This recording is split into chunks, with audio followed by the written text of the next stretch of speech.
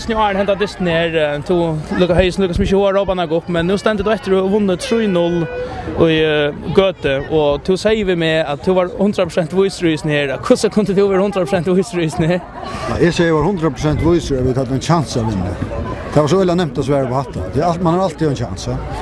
Och kvart fortalte du för läkaren och chatter och han kom in här. Nej, att vi inte vara det var gali Österrike mer vi inte vara det största liga Österrike. Och jag spelar så spel och chansen för att komma och målen för att komma så bara kör det vidare.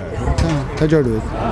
Vi hade en alltså samråd vi och Helche så vi märker kommer om att det kanske så att det var det inte varje kanske mot till att det skulle ha 2 mål och i förra halvlek hade det lyckats som tycker det kunde att det inte för att löpa framåt.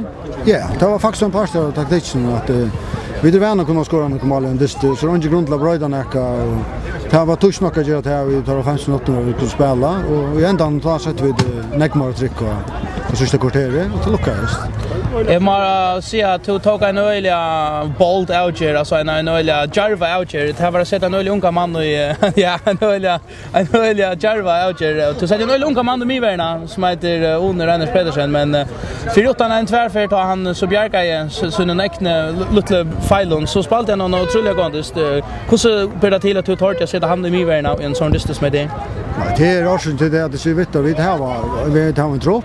Och hvis ikke tår jeg bruker de mennene som truppen og lukka mye om de ungjerla gamle, så blir det omgant bedre. Og han var omgant svig mer til å sette han inn. Så nu fikk han så chansen, og han sveg med helst. Han spiller en finandist. Till hej några röjlar raskor att han för det. Man kan väl känna sig att folkföreningar tar nu fotbollsfeber du förklarar. Ja, det kanske är det syndrom det ja. Jag hade för stått att jag kom väl och det skulle jag störa tack för det. Och ta hjälp att ta avstånd till. Det gör det. Och jag kan attla med Abraham att samma vi resten av Lincha där till att lavera huvudnön och sommarfestivalen. Vi får röjna för sig. Men Abraham till luckavis ner stora sektionen och gå ett nu i finalen. Tack för det.